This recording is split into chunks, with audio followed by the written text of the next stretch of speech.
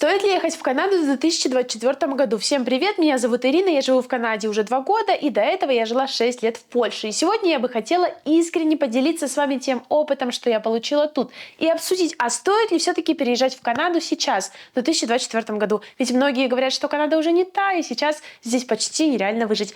Так ли это? Обсудим в этом видео. Мы приехали сюда в 2022 году, и до этого за последние годы в Канаде произошло много изменений. Некоторые из них даже вошли в историю, такие как легализация марихуаны или выбор третьего пола в паспорте. В ковидные времена произошел еще один мощный скачок во всей Канаде. Такой, что средний класс не может себе даже позволить купить гостинку, то есть такую студию в таких городах, как Ванкувер и Торонто. Уже, наверное, и в Калгари, где мы сейчас живем. А темпы инфляции в 2023 году превысили все нормы. Ну что ж, начнем с минусов, которые действительно ощутимо влияют на качество жизни в Канаде. И первое, что стоит упомянуть, это дорогая недвижимость в больших городах. Если раньше молодые работники или низкооплачиваемые работники могли претендовать хотя бы на квартиры, то сейчас это практически нереально. Тут, конечно, и вопрос к получению документов есть, стоит ли покупать жилье без гражданства или ПР или нет. Кстати, об этом мы сейчас и думаем. Ну что ж, с недвижимостью понятно. Дорого, очень сложно купить. Второй пункт. Высокая конкуренция на рынке труда и массовые сокращения, которые были в 2023 году. Конкуренция нереально высокая, практически в любом секторе жизни. И особенно пострадал сектор IT, в котором наблюдалось массовые сокращения. Но не только в них. Если у вас в России, Украине, в Беларуси и так далее есть хороший рабочий опыт, список достижений каких-то своих, то вы не думаете, что вы, если приедете сюда, то будете на расхват. Почему-то у многих людей есть такое заблуждение. Но в то же время это также касается и академических знаний, даже званий доктора наук, которые вы получали там, за границей Канады. Чтобы найти хорошую работу, придется хорошенько потрудиться, поучиться, получить образование местное. И, конечно же, все это будет зависеть от сочетания упорства вашего и вашей удачи.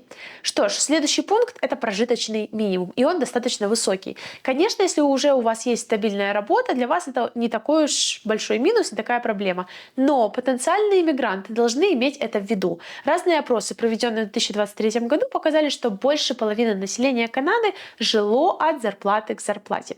В среднем у канадского гражданина только обязательные расходы составляют почти 2,5-3,5 тысячи в месяц. А в таких городах, как Ванкувер и Торонто, конечно же, еще больше.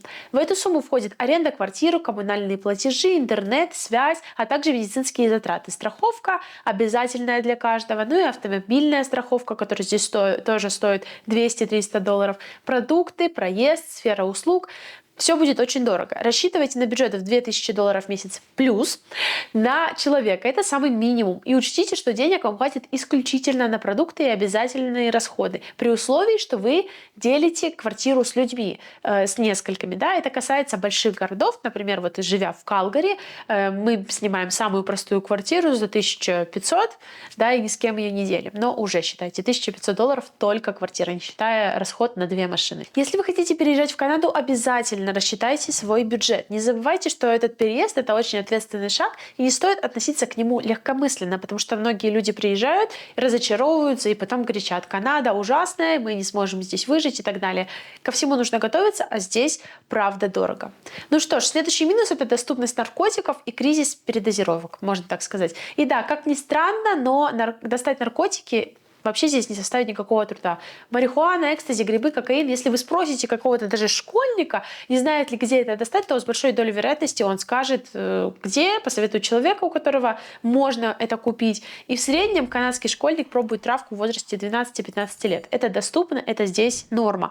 Как правило, на больших мероприятиях не продают алкоголь, поэтому ребята, так сказать, ищут дополнительные способы повлиять на уровень веселья. К слову, что интересно, на повышение уровня преступности это не приводит, разве что повышение уровня заявок в госпиталь ввиду разных побочных эффектов. Полиция с этим особо не борется, особенно с марихуаной.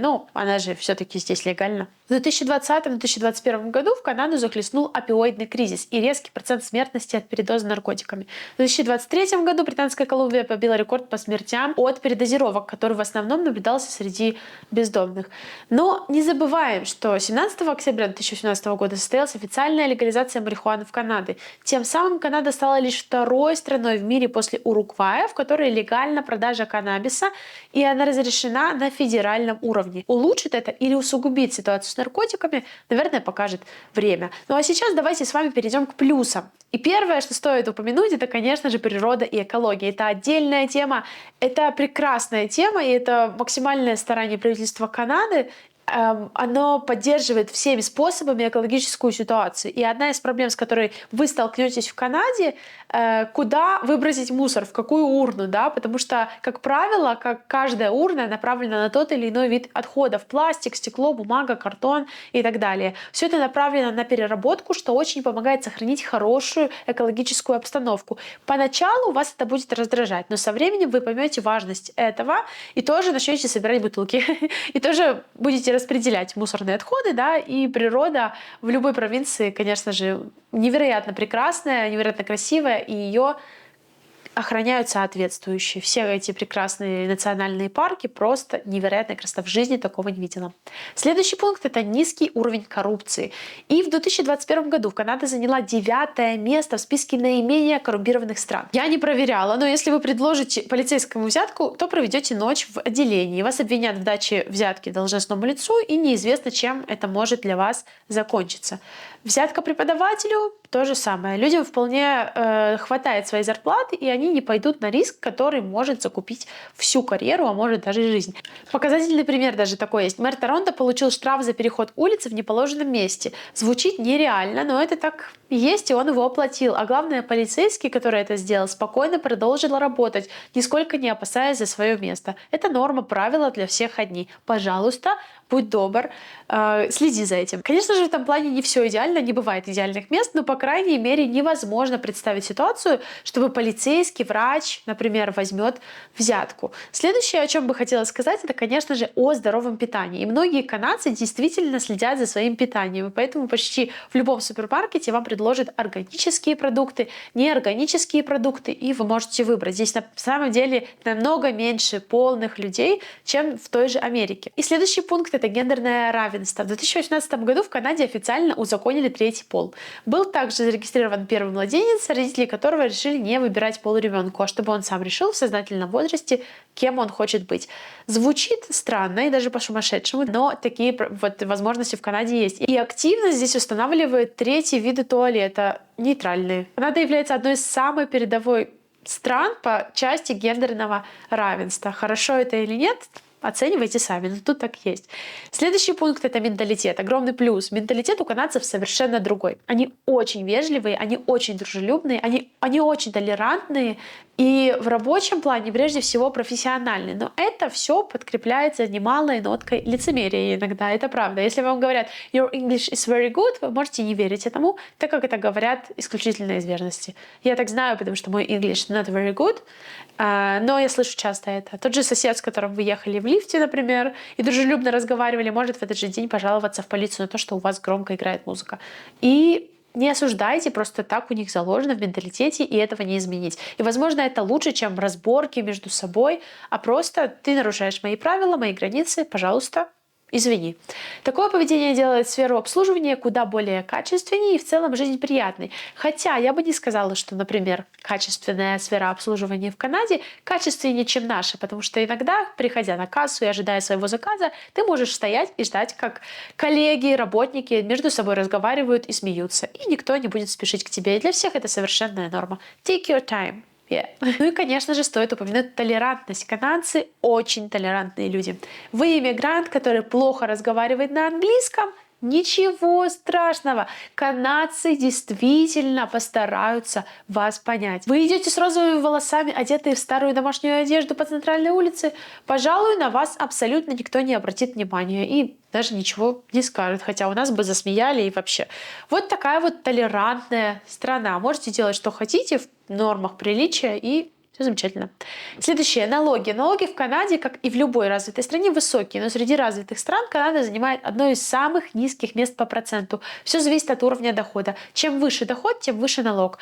И вот сводка будет для сравнения с 2024 года. И, честно говоря, в зависимости от того года, конечно же, часть налогов возвращается, а кому-то даже большая часть налогов возвращается. Так что не забывайте об этом и не бойтесь налогов. Нужно их платить и вести весь бизнес по своим возможностям, да, и по правилам. Достаточно болезненная тема — образовательная система. И школьное образование в Канаде довольно необычное. Интегралы, логарифмы, ну, не совсем. Канадские дети начинают учить только в 6 классе таблицу умножения. Зато в старших классах начинается жара, и немногое могут их подтянуть. Сделано это с интересной целью. Сфера услуг и сфера, на которую всегда будут требоваться работники, в основном низкобюджетные. Как правило, школьники, которые с трудом заканчивают школу, не могут попасть в нормальный колледж и университет, начинают работать в сфере услуг. Со временем такая жизнь их устраивает, а Канада получает нужных ей работников. Если же ваш ребенок умный и целеустремленный, то ему не составит труда закончить школьную программу и впоследствии, конечно же, вуз. А такие кадры в Канаде тоже очень нужны. Если вы беспокоитесь о будущем вашего ребенка в Канаде, рекомендуется использовать услуги репетитора для дополнительных занятий, потому что здесь школьная программа на самом деле очень слабая.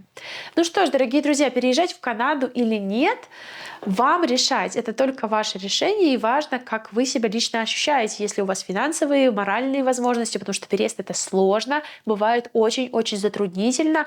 И на самом деле стоит ли этого того или нет, это зависит только от ячейки общества, от семьи или от вас индивидуально. Поэтому решайте сами, думайте сами. Но есть какие-то плюсы и минусы. И я скажу так, пока не попробуешь, ты не узнаешь. Поэтому, конечно же, Канада уже не та, что была 10 лет назад, когда люди приезжали и прям чувствовали этот рывок, где они стали из бедного в такие более заможные, как по-польски говорят, да, и поэтому, наверное, уже этого здесь нет.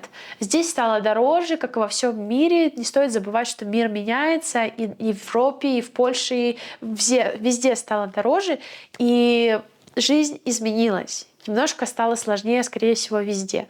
Поэтому задумайтесь, если у вас все в порядке в своем родном доме, если вы не живете на территории, где сейчас идет война, например, и у вас все спокойно, и у вас средний уровень жизни, подумайте, стоит ли ехать. Конечно же, если ситуация касается каких-то экстренных случаев, то я думаю, что и думать нечего. Спасибо вам большое за просмотр этого видео. Я была очень рада с вами поделиться всем этим. Оставляйте свой лайк, оставляйте свою подписку и, конечно же, комментарии. Делитесь, стоит ли переезжать в Канаду или все-таки нужно остаться дома.